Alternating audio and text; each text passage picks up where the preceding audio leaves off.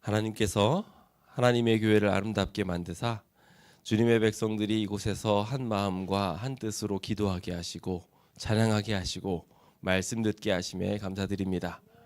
오늘 이 자리에 계신 모든 성도님들의 신앙생활 속에 이 신앙인으로서의 삶의 복이 충만하게 누려질 수 있도록 하나님이 복 주시기를 기원합니다. 시편 29편 2절은 주님께 나와 예배드리는 사람들의 자세를 표현하며 이렇게 말합니다. 우리 거룩하신 하나님께 합당한 영광을 돌려야 하며 또 여호와 하나님께 나아오는 만큼 거룩한 옷을 입고 예배해야 된다고 소개합니다. 단순히 교회에 오는 것이 중요한 것이 아니라 합당하게 주님께 나오는 일이 중요한 것이죠. 우리가 제대로 준비되지 않은 상태로 주님을 만나러 오게 된다면 하나님께서는 심판자의 모습으로 서 계신 것을 보게 될 것입니다. 우리가 잘 아는 것처럼 우리가 왜 하나님을 눈으로 못 보죠? 눈으로 못 보는 가장 큰 이유는 우리가 죄인이기 때문입니다. 영광이신 하나님께서 죄인 앞에 서게 될 때 우리는 사라질 것이기에 주님께서는 우리 앞에 계시지 못하지요. 그렇다면 주님께 예배하러 나올 때는 어떨까요? 마찬가지입니다. 우리는 그것에 합당한 자세와 합당한 마음가짐을 가지고 나와야 합니다. 신앙생활하는 우리 모두는 교회에서의 생활들을 누리며 마찬가지로 합당한 자세와 합당한 마음가짐을 가져야 할 것입니다. 오늘 우리는 제16과 교회 생활에 대하여 함께 보며 그리스도인들은 어떠한 신앙생활을 해야 하는지 함께 살펴보려고 합니다. 오늘 우리가 살펴보게 될 내용을 자세히 보시면 우리가 그동안 기도, 말씀, 전도, 절제 그리고 헌금에 이르는 각각의 말씀들을 살펴보았는데요. 이제 우리가 살펴보게 될 예배라는 주제 속에서 우리는 그리스도인들로서 당연히 보여야 할 표식이라고 좀 표시를 해봤는데요.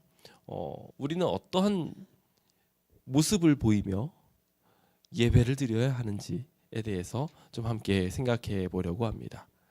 오늘은 그래서 세 가지 주제로 함께 제자 훈련을 진행하게 될 텐데요. 우리의 제자 훈련이 다른 이들에게 보다 잘 전해지기 위해 주제 세 가지를 먼저 머릿속에 잘 넣어두기 원합니다. 첫 번째, 우리는 왜 교회 생활, 즉 예배를 해야 되는가에 대해서 배우게 될 것입니다. 예배의 필요성에 대해서 첫 번째로 살피고 난 뒤에 예배를 교회에서만 드릴 수 있나요? 아니잖아요. 그런데 왜 교회에 모여야 되는지 그리고 그것이 왜 교회 생활로 이어지는지를 함께 살펴보며 두 번째, 교회에 모이는 이유에 대해서 보게 될 것입니다.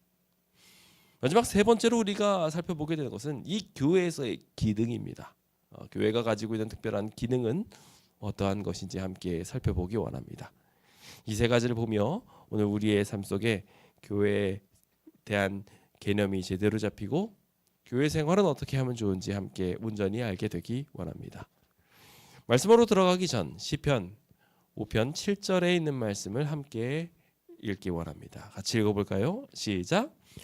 오직 나는 주의 풍성한 사랑을 힘입어 주의 집에 들어가 주를 경외함으로 성전을 향하여 예배하리이다. 아멘. 시편 5편 7절은 예배자로서의 자세를 이렇게 설명합니다.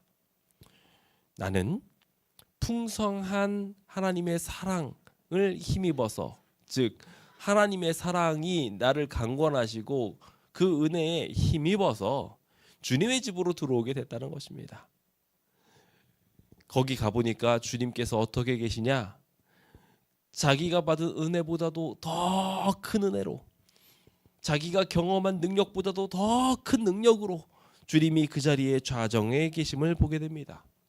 그러니 자연스럽게 이 예배자는 하나님을 경외함을 가지게 됩니다. 성전을 향할 때 이 거룩한 하나님의 사랑으로 감동되어서 성전에 향하여 행위를 한 가지 하게 되는데 그것이 바로 예배입니다. 예배는 우리가 잘 아는 것처럼 예의를 다하여 절하는 것입니다. 예배는 뭐라고요? 예의를 다하여 절하는 것이라고요. 하나님을 향해서 나아가 우리의 온 마음과 온 정신들을 하나님께 겸손으로 다 비운 채 하나님 앞에 부복하게 되는 것이 예배인 것입니다. 오늘 우리가 그렇게 절하고 있음을 인지하고 이 예배 속에 함께 있게 되었으면 좋겠습니다. 주님께 모든 것을 맡기며 주님을 향하여 걷게 된다면 하나님께서는 그 하나님께 모든 것을 맡긴 이들에게 하나님의 한량없는 복을 베풀어 주실 것입니다. 이제 그럼 함께 그 모든 것을 잘 전하기 위해 주님의 말씀을 듣고 잘 전하기로 결심해 봅시다. 그럼 구호 외쳐볼까요? 구호 준비 야! 여호와여 말씀하옵소서 주의 종이 듣겠나이다. 아멘. 함께 주님의 말씀을 더욱 가까이서 듣기로 결심하고 또 전하기로 결심해 봅시다. 자, 그럼 우리 교재를 펼치시고 이제 교재에 있는 내용들을 하나하나 살펴봅시다. 첫 번째로 우리가 살펴보게 될 부분은 예배의 필요성입니다. 예배의 필요성은 우리가 아주 많이 설명할 수 있겠습니다만 특별히 우리가 예배의 필요성을 찾는 이유는 마태복음 18장 20절에서 찾을 수 있다고 생각합니다. 함께 읽어볼까요? 읽겠습니다. 시작. 두세 사람이 내 이름으로 모인 곳에는 나도 그들 중에 있느니라. 아멘. 뭐라고요? 예, 두세 사람이 누구의 이름으로? 예, 우리 하나님 예수님의 이름으로 모여 있는 그곳에는 누구도 거기 계신다고요? 무슨 설명이 더 필요합니까? 하나님이 그곳에 계신대요. 그러니까 예배가 필요한 겁니다. 우리가 하나님과 함께 하고 싶으니까 예배하는 거예요. 우리가 모여 함께 예배를 드리는 그곳에 하나님이 함께 하신다고 하고 있는 것입니다. 즉 한마디로 우리는 예수님의 이름으로 모임으로 하나님을 만나게 됩니다. 그게 예배의 필요성입니다. 그것을 다른 말로 뭐라고 말하냐면 교회라고 합니다. 우리는 흔히 교회를 건물로 말하는 일들이 참 많습니다만 기본적인 교회의 개념은 잘 아시다시피 주님의 백성들입니다. 그런데 그 주님의 백성들이지 백성이 아닙니다. 혼자 있는 곳이 아니라 함께 모여 있는 곳입니다. 그러다 보니 적어도 복수가 되기 위해서는 몇 명이 있어야 돼요? 2명이 필요합니다. 그러니까 두세 사람이라고 기록되어 있습니다. 그곳에 하나님이 함께 하신다고 말합니다. 저는 참 이 사실을 보면서 온전한 예배가 되기 위해 함께하는 것이 얼마나 중요한지를 다시 배우게 됩니다. 교회라는 단어 자체가 복수이고요. 단수가 아닙니다. 혼자서 드리는 예배가 안타깝게도 온전하지 않다는 것이며 함께 드림으로 비로소 그것이 완전해진다는 것이지요. 그래서 불러냄을 받은 자들이라는 교회라는 단어의 의미는 에클레시아, 즉 복수형이며 그것이 모임이고 총회에 해당하는 단어라는 것입니다. 여러 사람들이 모여 있는 곳에 하나님께서는 함께 하고 계시며 히브리어 카알도 마찬가지로 같은 의미로 사용되고 있습니다. 그래서 이 카알이라는 단어 자체가 가지고 있는 히브리어 뜻이 그냥 단순히 몇몇 사람이 모여 있는 정도 선이 아니라 총회라는 뜻이에요. 그러니까 모든 사람들이 다 함께 모이는 것이죠. 우리 모든 사람들이 하나하나 대단한 사람들이지만 그 사람들이 딱 모이면 드디어 거기에서 assemble이라는 단어가 나옵니다. 다 모였다고 외치는 겁니다. 그러면은 그 모든 사람들이 드디어 다 모였다라는 것에 많은 사람들이 환호하고 소리를 지릅니다. 하늘의 천사들도 마찬가지로 흩어져 있었던 모든 하나님의 백성들이 주님이 모이는 주님이 축복하시는 그 날에 모이라 하신 그 날에 다 모여서 어셈블하게 되었을 때 총회를 모이게 되었을 때, 칼하게 되었을 때 비로소 거기를 에클레시아라고 말하는 것입니다. 우리가 그렇게 모였을 때 주님의 성령이 임하시고 주님이 그곳에 함께 하십니다. 그래서 신약 성경에 나타나는 교회라는 용어를 보면은 하나같이 다 똑같은 말입니다. 예배드리기 위해서 이렇게 모인 사람들이라는 의미인데요. 보면은 그것이 일단은 장소 중심으로 해가지고 그 곳에 있었던 흩어져 있는 사람들이 싹 모였을 때 거기 모여 있는 사람들을 교회라고 이야기했습니다. 장소가 아닙니다. 거기 모여 있는 사람들을 교회라고 말합니다. 어떤 지역이 있습니다. 경기 중부 지역이 있다면 거기에 있는 모든 사람들이 모여 있게 되는 것을 말하며 상징하며 거기는 모든 신자들을 가리켜서 교회라고도 했습니다. 때로는 가정이 되기도 했고요. 지리적인 지역이 되기도 하고 때로는 전 세계를 통칭하면서 교회라고도 표현했습니다. 심지어 에베소서 1장에 보면은 하늘과 땅에 있는 존재들까지도 다 모아서 교회라고 표현했습니다. 하늘에 있는 천사들은 하나님께 가르침 안 받을까요? 받아요. 하나님께 명령을 듣고 그들도 함께 모여 예배합니다. 그러니까요, 하늘에 있는 존재들조차도 교회인 것입니다. 그리고 참 흥미롭게도 그 내용들을 정리하면서 모든 이름 위에 뛰어나게 하신 그 거룩하신 이름을 우리 함께 찬양하며 만물을 그 발 아래 복종하게 하시고 모든 교회의 머리 되게 하시는 예수 그리스도를 바라보는 것으로 묘사하며 우리 모두가 함께 모이게 될 것을 말하고 있습니다. 저는 그 어셈블 할 날이 기대가 됩니다. 천천만만의 천사들과 함께 우리도 그 자리에 서게 될 것입니다. 얼마나 멋있겠습니까? 저는 그날이 너무 기대가 됩니다. 그날 이 자리에 계신 모든 성도님들이 함께 모일 수 있게 되기를 예수님의 이름으로 축원드립니다. 여기 에베소서 1장은 거기에 모든 이름 위에 뛰어난 이름 예수 그리스도시죠? 그 이름을 강조합니다. 즉 교회의 또 다른 중요한 특징, 그들이 뭐에 모였냐는 거예요. 광화문에 수많은 사람이 모였어도 거기 하나님이 함께 하시지 않습니다. 왜냐하면 아까 전에 보았던 하나님의 임재의 특성이 나타나려면 두세 사람이 모이기만 하면 되는 게 아니라 누구의 이름으로 모여야 돼요? 예수 그리스도의 이름으로 모여야 됩니다. 하나님을 만나고 싶으니까 모인 건데 거기에 예수님의 이름이 없으면 소용이 있습니까? 없습니까? 없습니다. 그래서 내 이름으로 모인 곳, 즉 예수 그리스도라는 이름이 근본으로 자리 잡지 않으면 거기는 제대로 된 모임이 아닌 것입니다. 옛날에 한참 구역반이라는 게 있었죠. 근데 그것이 조금 바뀌고 난 다음에 소그룹이라는 걸로 바뀌었어요. 근데 거기가 소그룹으로 바뀌면서 문제가 발생한 게 있습니다. 뭔지 아십니까? 옛날에 구역반이라는 것은 가까운 곳에 모여가지고 일단은 각 구역을 묶어서 예배드리는 중심으로 했거든요. 근데 요즘에 소그룹이라는 이름을 갖게 되면서 그것이 마찬가지로 예배드리기 위해 모이는 중점적인 역할을 하기도 하지만 한 가지 더 더해져서 막 취미 소그룹이라든지 뭔가 예수님이 아닌 다른 곳으로 모여 있는 일들이 종종 있게 됩니다. 예배하기 위해서가 아니라 그냥 수다 떨기 위해서, 밥 먹기 위해서, 취미 생활을 하기 위해서. 그거를 교회라고 할 수 있을까요? 안타깝게도 거기에는 하나님이 계시지 않기 때문에 교회라고 할 수 없습니다.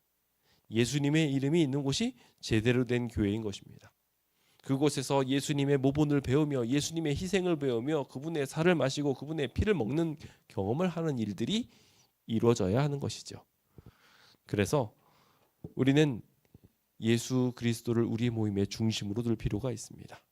그러면 거기에 하나님께서 복을 주십니다. 그래서 성경에서도 이 반석 위에 예수님을 세우시겠다고 했습니다. 거기 반석은 페트라, 조약돌이 아닙니다. 베드로가 아닙니다. 예수 그리스도십니다. 그리스도를 반석으로 두지 않은 곳은 교회가 아닙니다. 반석 위에 세워져야 교회인 것입니다. 우리는 그것을 위하여 모이는 것이고 모여서 예배함으로 비로소 하나님을 만납니다. 그러니까 우리의 모임이 제대로 된 하나님이 함께 하시는 모임이 되려면 예배드려야 된다는 것입니다. 이 예배의 필요성이 결과적으로 하나님을 만나는 것이고, 하나님을 만나서 하나님께 예배함으로 또 주님을 만나기 때문에 그게 반복적으로 우리에게 축복이 되는 굉장히 중요한 열쇠가 되는 것이죠. 즉 우리 함께 예배를 드려야 되는 가장 큰 이유는 그렇게 모임으로 하나님을 영접하기 때문입니다. 주님을 꼭 만날 수 있게 되시길 예수님의 이름으로 축원드립니다. 두 번째 예배의 필요성은 사도행전 2장 46절에서 설명하고 있습니다. 왜 모여야 되는지 함께 좀 읽어보도록 할까요? 같이 읽어보겠습니다. 시작.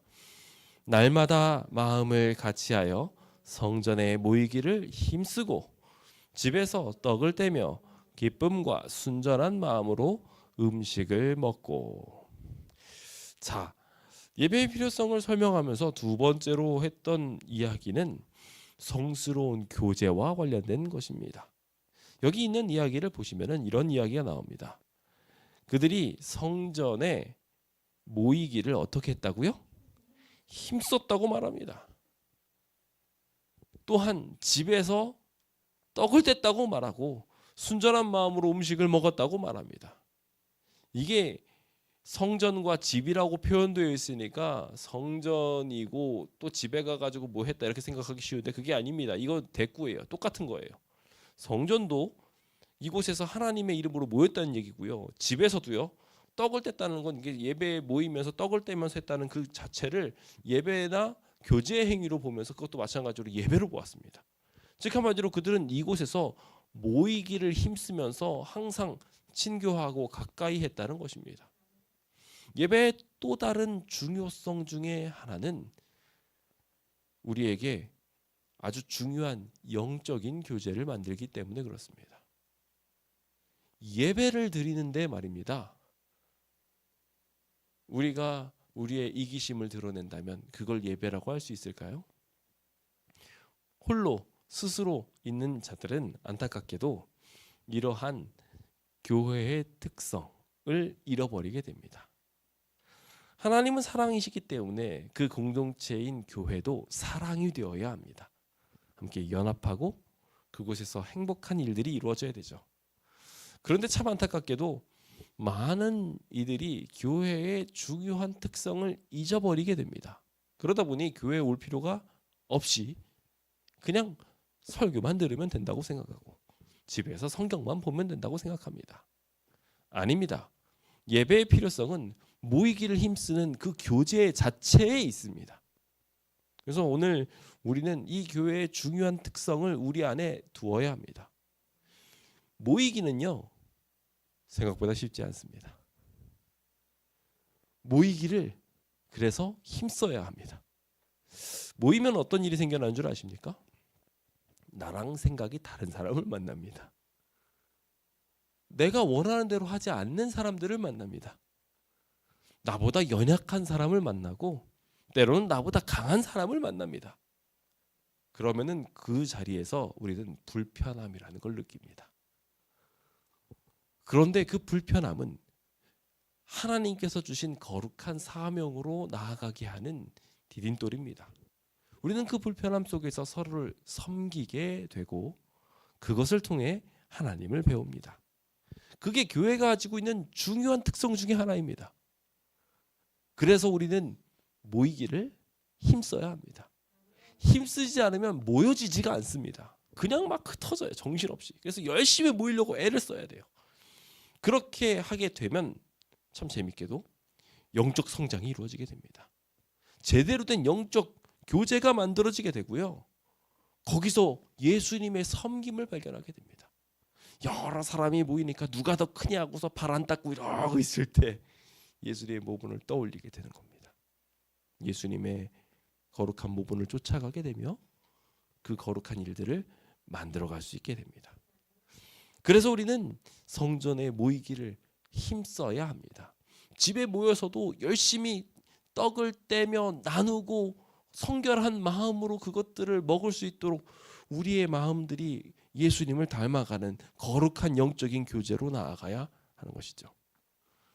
이 자리에 계신 모든 성도님들이 그와 같은 거룩한 모임에 참여하기를 위해 노력하게 되시길 간절히 바랍니다. 그 노력을 향하여 교회에 보내는 권면에 있는 말씀을 보시면은 특별한 노력이 필요하다고 이야기하며 이 기회를 놓치게 하는 것이 우리의 삶을 이렇게 주장하지 않도록 해서 차라리 사업에 손해를 보는 것이, 기별을 들을 기회를 갖는 것이 훨씬 더 좋은, 손해를 보는 것이 기별을 놓치는 것보다 낫다고. 기별보다 사업을 중시하지 말고 사업보다 기별을 더 중시해야 된다는 것을 명확하게 하는 것을 보게 됩니다. 오늘 이 자리에 계신 모든 성도님들에게 그와 같은 거룩한 일들이 사명으로 주어졌음을 잊지 마시기 바랍니다. 이것은 우리에게 주어진 당연한 의무이며 예수 그리스도를 향한 그것을 중심으로 하는 삶이 우리에게 복이 됩니다. 그것이 참된 친교의 모본이 되어서 그 친교를 통하여 자연스럽게 우리의 삶 속에 하늘의 삶, 예수님이 우리한테 원래 설계하신 저 천국의 삶을 배우고 경험하고 나눌 수 있게 만들어줍니다.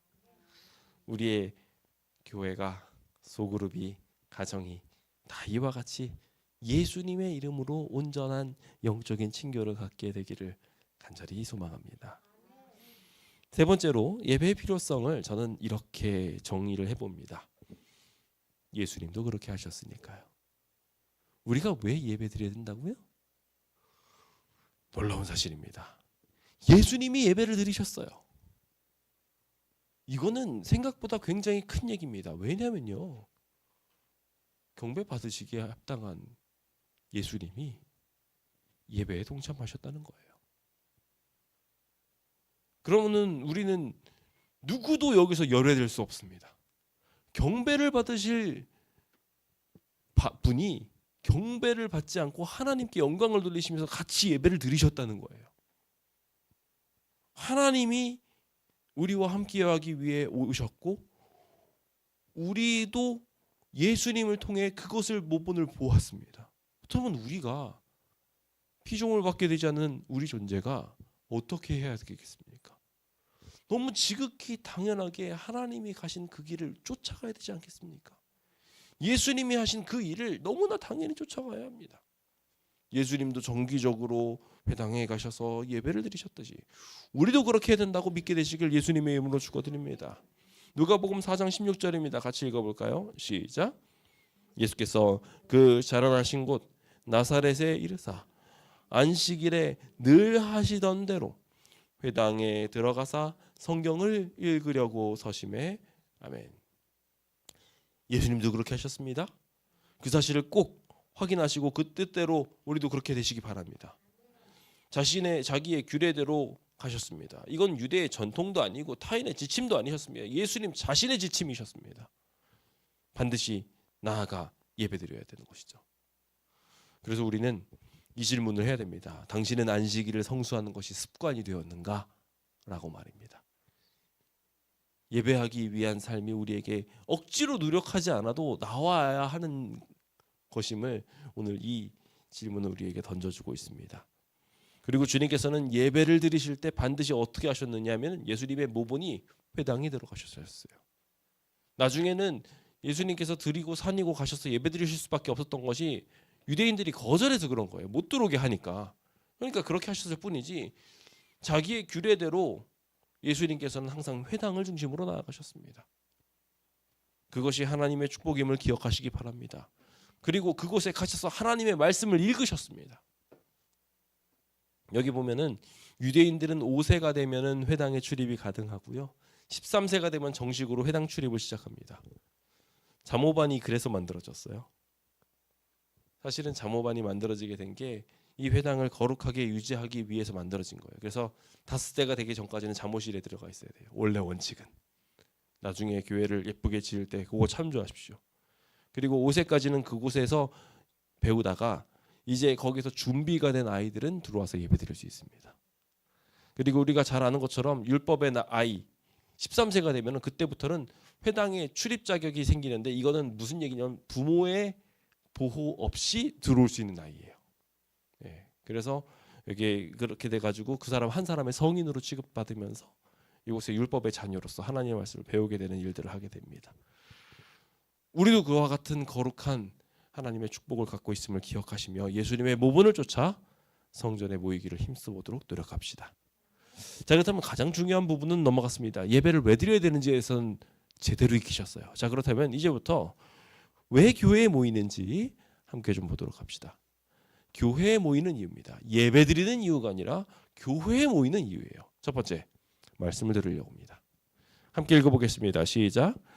그 다음 안식일에는 온 시민이 거의 다 하나님의 말씀을 듣고자 하여 모이니, 교회에 왜 모였다고요?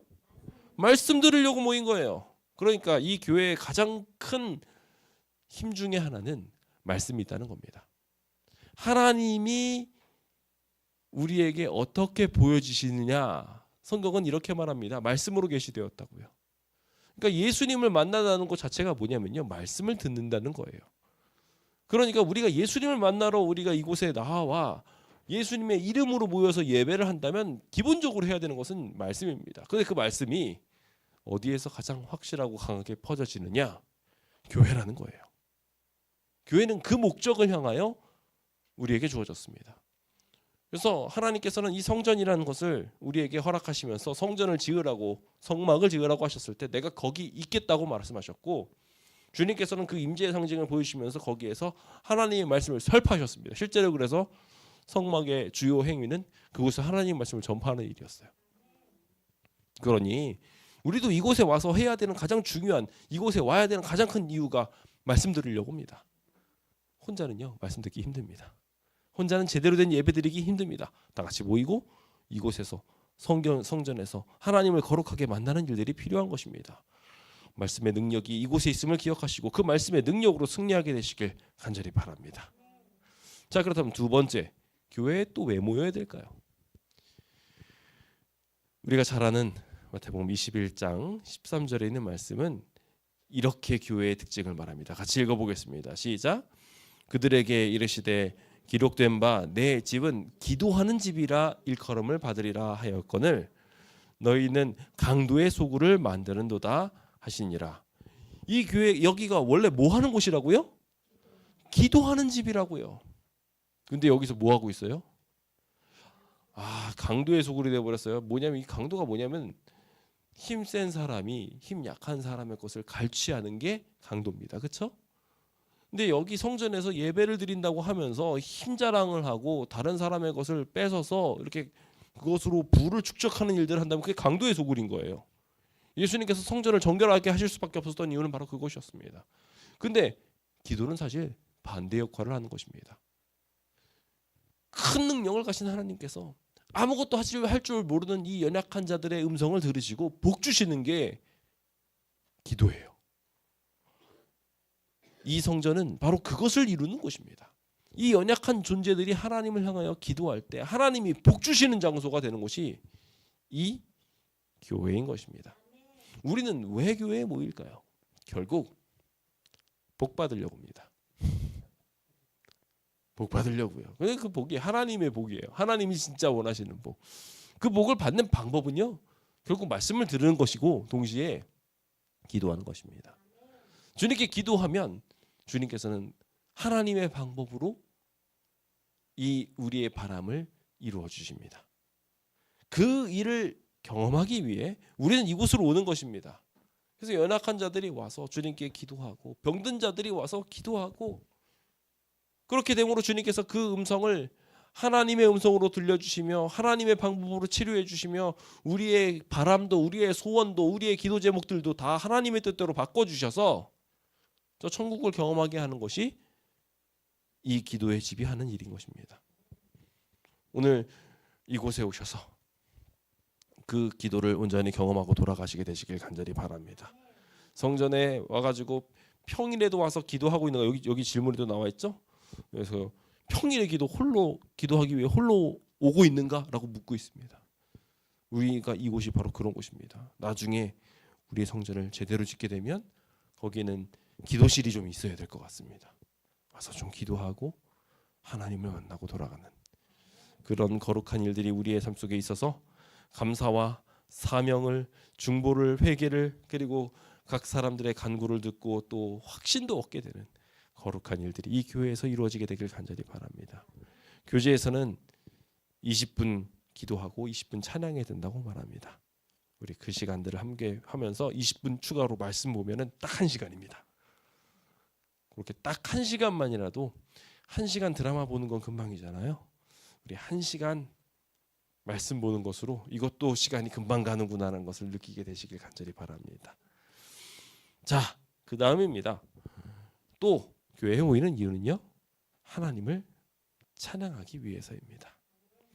히브리서 2장 12절입니다. 함께 읽어보겠습니다. 시작.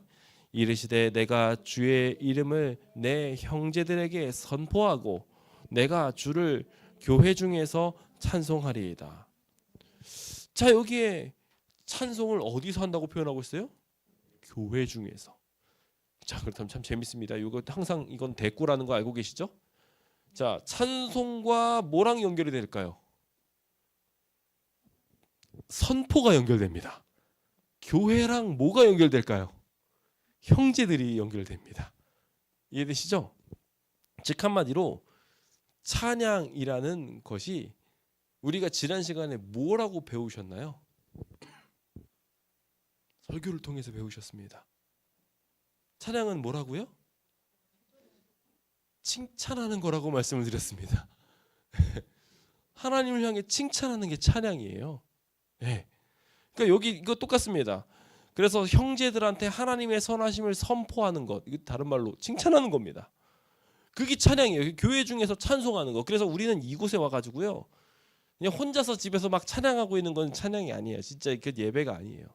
교회에 모여야 되는 가장 큰 이유 중에 하나가 찬양을 하는 것인데, 그 찬양을 왜 하냐면요, 형제들한테 내가 만난 놀라운 하나님을 전해주려고 해요.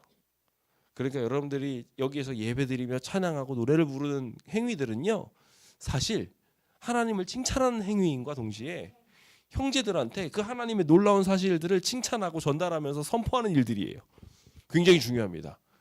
그렇게 하면서 우리 스스로 다 같이 격려를 얻는 거예요. 하나님이 놀랍구나, 위대하시구나, 그런 것들을 함께 경험하는 거고요. 그 찬양 소리가 이 담장을 넘게 될 때 전도가 되는 것입니다.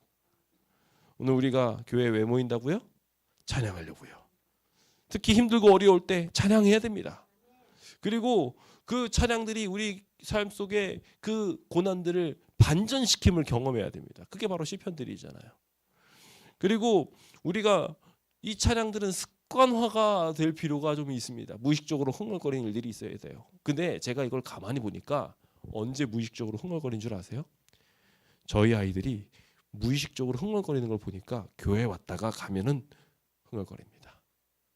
교회에서 말씀을 듣고 찬양을 부르고 찬양을 연습하고 그러고 나서 가면은 흥얼흥얼거리고 있는 거예요.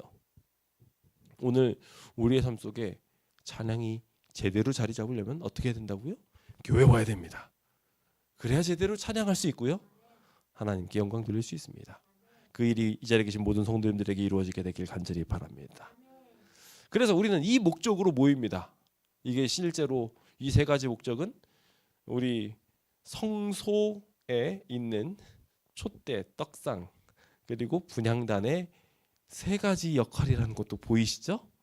우리가 예배드릴 때 반드시 하셔야 되는 일이에요. 자, 그렇다면 교회는 어떤 기능들을 가지고 이것들을 또 행해야 될까요? 교회에서 생활을 한다는 건데 결과적으로 어떻게 이것들을 보이느냐입니다. 교회가 가지고 있는 몇 가지 기능이 있습니다. 첫 번째입니다. 사도행전 16장 5절입니다. 같이 읽어볼까요? 시작. 이에 여러 교회가 믿음이 더 굳건해지고 수가 날마다 늘어나니라. 자, 뭐라고요? 교회 모이니까요, 교회에서 함께 하니까요, 교회가 가지고 있는 중요한 특성이 하나 만들어지게 되는데 믿음이 더 굳건해지더라는 거예요. 그냥 흩어져 있을 땐 몰랐는데 함께 모이면은 믿음이 더 굳건해집니다. 그것은 더 많은 숫자가 모이면 모일수록 더 굳건해집니다. 우리 열심히 모이셔야 돼요. 흩어져 있는 사람들이 다 같이 모이는 일은 그래서 필요해요. 때로는 막 몇만 명 있는 곳에 가가지고 우리 걷기 대회 갔을 때 막 몇만 명이 같이 모여 있으니까 힘이 나잖아요, 그렇죠? 마찬가지입니다. 우리가 그렇게 열심히 모이게 되면 우리 믿음이 굳어지게 되고 당연히 성장하게 됩니다. 믿음은 그래서 그렇게 하나님을 향하여 의지하는 행위들을 통해서 나타나게 되는데 그것이 교회에 오는 행위들로 자연스럽게 잘 만들어지게 됩니다. 자유의지를 버리고 하나님을 의지하고 또 여기 와가지고 하는 모든 행위들이 자연스럽게 다 믿음을 성장시키는 일들로 나아가게 돼요.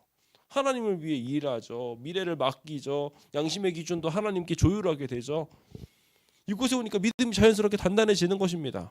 그렇게 되니 자연스럽게 거기 있는 사람들은 하나님을 닮은 사람들이고 그 사람들이 모이게 되니 더 힘이 세지고 영광을 돌리게 되는 그 하나님의 나라가 흥왕해지는, 그래서 그걸 흔히 표현하기를 수가 날마다 늘어난다라고 표현하잖아요.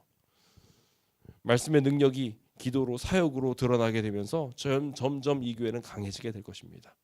그 일들이 우리 교회에 있게 되기를 예수님의 이름으로 축원드립니다. 교회의 첫 번째 기능은 그래서 여러분들의 믿음을 강하게 만들어주는 것, 그것이라는 것을 꼭 기억하시기 바랍니다. 두 번째 기능입니다. 함께 읽어보겠습니다. 시작. 이는 이제 교회로 말미암아 하늘에 있는 통치자들과 권세자들에게 하나님의 각종 지혜를 알게 하려 하심이니. 자, 교회가 가지고 있는 또 하나의 중요한 특성입니다. 하나님의 말씀을요, 하나님의 복음을요, 하나님의 지혜를요 알게 하는 겁니다. 교회가 가지고 있는 아주 중요한 특성이에요. 그곳에 와서 여러분들이 평소 집에서 열심히 연구할 때와는 다른 더 깊은 이해를 보게 됩니다. 여러분들이 과정 공부를 하려고 집에 와가지고 막 공부했습니다. 열심히 공부하시고 난 다음에 여기 와서 그걸 나누시면 어떠십니까? 내가 보지 못했던 시야로 상대방이 보고 있는 걸 보게 됩니다. 그거는요, 목회자인 저도 그래요. 저도 일주일 동안 나름 깊숙하게 과정 공부를 했다고 생각하는데 과정 공부를 성도님들이랑 같이 하면 제가 보지 못했던 부분으로 또 말씀하고 계신 성도님들을 봅니다. 주님께서 그래서 모이라고 하는 거예요. 함께 모이면 이곳에서 하나님의 지혜를 배울 수 있습니다. 하나님과 교제하게 되고요, 하나님의 성품들을 보게 됩니다. 거기에서 지혜를 경험하게 되니 얼마나 좋습니까? 삶의 지혜가 필요하신 분이 있으십니까? 교회에 오십시오. 주님이 우리에게 최고의 지혜를 주실 것입니다. 그리고 또 하나의 교회의 중요한 기능이 있습니다. 무엇이냐면 교회는 누구의 명령으로 조직되었습니까? 하나님의 명령으로 조직되었습니다. 그러니까 자연스럽게 우리는 그 하나님의 명령을 이 교회를 통하여 이루게 됩니다. 그 명령은 결과적으로 뭘까요? 하나님이 인간을 창조하시고 동물들을 창조하시고 뭐라고 명령하셨습니까? 인간들과 사람들에게 최초로 명령하신 게 이겁니다. 땅에 충만하라. 다스리는 목적도 결국 그거예요. 충만하라는 거예요. 하나님께서 복을 주사. 교회에 왜 온다고요? 복 받으려고요. 그런데 그 복을 왜 받냐면요, 복 주려고 받는 거예요. 번지수를 제대로 하셔야 됩니다. 복을 받아서 나만 배불러야지, 이건 틀렸어요. 여기서는 교회의 중요한 기능 또 하나인 복을 주어 모든 곳에 충만하게 만드는 것. 그래서 하나님께서 이 땅에 있는 모든 백성들을 불러서 이 모든 피조물들을 충만하게 하시는 것을 목적으로 두셨던 것처럼 마찬가지로 우리도 그렇게 된다는 것입니다. 함께 읽어보겠습니다. 교회는 시작. 교회는 그의 몸이니 만물 안에서 만물을 충만하게 하시는 이의 충만함이니라. 교회의 정체성을 이렇게 정리합니다. 교회는 뭐뭐이다 라고 정의한 것이 몇 개가 있는데 그 중에 하나가 이거예요. 교회는 하나님의 몸이라는 겁니다. 그래서 하나님의 의지를 실현하는 것이죠. 그래서 여기는 만물을 충만하게 하시는 그 충만함이 이 교회라고 말하고 있습니다. 하나님의 뜻을 이루는 것이 오늘 우리의 삶의 목적이자 교회에 와서 함께하는 그 아름다운 기적의 이유가 되기를 기도해 봅니다.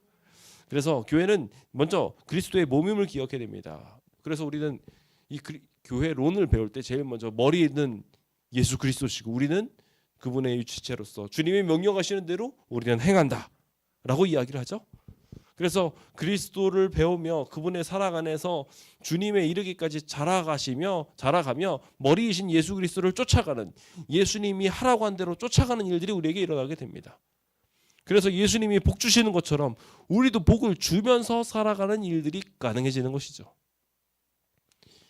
우리의 교회가 그렇게 모든 이들을 충만하게 하는 아름다운 가르침으로 채워지게 되기를 기도해 봅시다. 교회는 그리스도로 가득 채워져야 됩니다. 그렇게 충만해지면 마찬가지로 그 충만한 복이 주변에게도 자연스럽게 나가서 생육하고 번성하고 땅에 충만하라는 일들이 이 교회와 우리의 이웃들에게도 퍼져지게 됩니다. 마지막으로 교회의 기능이 있습니다. 뭐냐면 전 이거를 조금 다르게 정리를 해봤습니다. 재림을 같이 기다리는 거예요. 주님의 약속의 성취를 같이 기다리는 겁니다. 주님의 교회, 구약시대는 결국 뭘 기다렸던 거죠? 예수님의 초림을 기다렸던 겁니다. 그럼 우린 신약시대에 우리는 뭘 기다리는 건가요? 주님의 재림 기다리는 겁니다. 그래서 히브리서 10장 25절은 이렇게 말합니다. 같이 읽겠습니다. 시작. 모이기를 패하는 어떤 사람들의 습관과 같이 하지 말고 오직 권하여 그 날이 가까움을 볼수록 더욱 그리하자. 예수님의 오심이 가까워지면 가까워질수록 어떻게 된다고요? 더 열심히 모여야 된다고요. 더 열심히 모여야 된다고요. 그게 바로 교회의 이유입니다. 오늘 우리가 사단의 공격을 받으면 항상 모이기를 싫어지게 됩니다. 그게 어쩔 수 없어요. 그래서 사단의 시험에 빠지면 일단은 제일 먼저 나타나는 게 어디 가서 모이는 게 싫어집니다. 근데 우리가 모이면 하나님의 복을 누릴 수 있습니다. 모이지 않으면 영적인 시너지가 만들어지지 않다 보니까 모여야 모든 것들이 해결이 됩니다. 협동할 기회도 찾기 힘들고 위로하고 격려할 기회도 다 상실하게 됩니다. 일단 모여야 돼요. 그럼 모이면 왜 이런 시너지들이 나게 되느냐? 예수님이 오신다고 했거든요. 그거 하나면 끝이에요. 이 세상은 다 망할 거지만 예수님이 오신대요. 그렇지 않습니까? 그럼 끝인 거예요. 이 땅에서의 모든 근심, 걱정, 사소한 욕심들 뭐 이런 것들 다 필요 없어요. 예수님 오시면 끝인 거예요.